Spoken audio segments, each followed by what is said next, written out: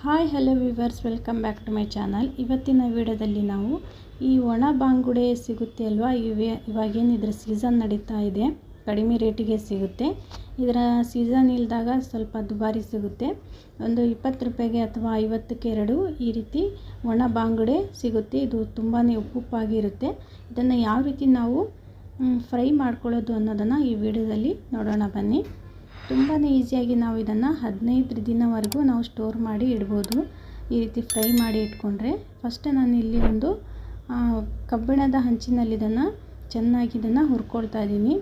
ಇದನ್ನು ಕೆಲವೊಬ್ಬರು ಡೈರೆಕ್ಟಾಗಿ ಬೆಂಕಿಯಲ್ಲಿ ಹುರಿತಾರೆ.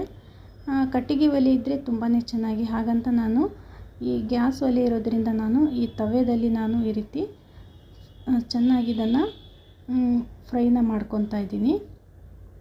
ಚೆನ್ನಾಗಿ ಇದನ್ನು ಹುರ್ಕೋಬೇಕು ಈ ರೀತಿ ಹಂಚಿನಲ್ಲಿ.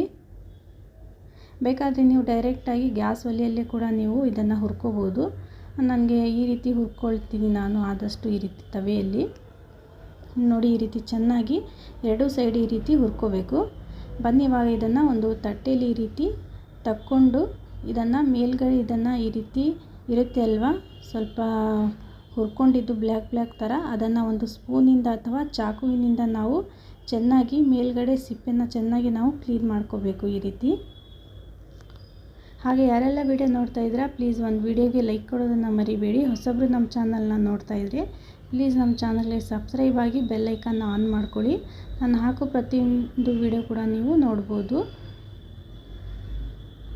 ನೋಡಿ, ಈ ರೀತಿ ಚೆನ್ನಾಗಿ ಒಂದು ಸ್ಪೂನಿಂದ ಅಥವಾ ಚಾಕುವಿನಿಂದ ಈ ರೀತಿ ಚೆನ್ನಾಗಿ ಕ್ಲೀನ್ ಮಾಡ್ಕೊಂಡ್ಬಿಟ್ಟು, ನೋಡಿ ಈ ರೀತಿ ಮೇಲ್ಗಡೆ ಸಿಪ್ಪೆ ನಾವು ಚೆನ್ನಾಗಿ ಈ ರೀತಿ ತಕ್ಕೋಬೇಕು.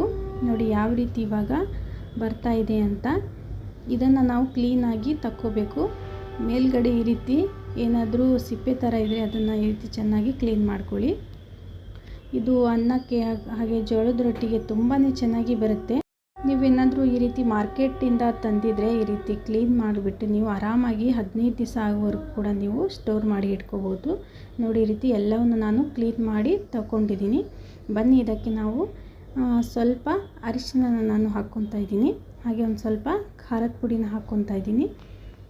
ನಾನು ಇದಕ್ಕೆ ಉಪ್ಪನ್ನು ಹಾಕ್ಕೊತಾ ಇಲ್ಲ, ಯಾಕಂದರೆ ಇದು ಉಪ್ಪುಪ್ಪಾಗಿರುತ್ತೆ ಮೀನು, ಬಾಂಗುಡೆ ಮೀನು. ಹಾಗಾಗಿ ಮೀನು ಹಾಕಿ ಇದನ್ನು ಅವರು ಒಣಗಿಸಿರ್ತಾರೆ ಅಲ್ವಾ, ತುಂಬಾ ಮೀನು ಉಪ್ಪು ಇರುತ್ತೆ. ಹಾಗೆ ನಾನು ಇದಕ್ಕೆ ಒಂದು ಸ್ವಲ್ಪ ಗರಂ ಮಸಾಲ ಪೌಡರ್ನ ಹಾಕ್ಕೊತಾ ಇದ್ದೀನಿ. ಬನ್ನಿ, ಇವಾಗ ಒಂದು ಬಾಣಲಿಗೆ ನಾನು ಒಂದು ಸ್ವಲ್ಪ ಅಡುಗೆ ಎಣ್ಣೆನ ಹಾಕ್ಕೊತಾ ಇದ್ದೀನಿ. ನೋಡಿ, ಇಷ್ಟೇ ಅಡುಗೆ ಎಣ್ಣೆ ಇದ್ದರೆ ಸಾಕು. ಇದಕ್ಕೆ ನಾವೇನು ಇವಾಗ ಕ್ಲೀನ್ ಮಾಡಿಕೊಂಡು ಇಟ್ಕೊಂಡಿದ್ವಲ್ವ, ಇವಾಗ ಬಾಂಗುಡೆನ ಇದಕ್ಕೆ ನಾವು ಹಾಕ್ಕೊಳ್ಳೋಣ.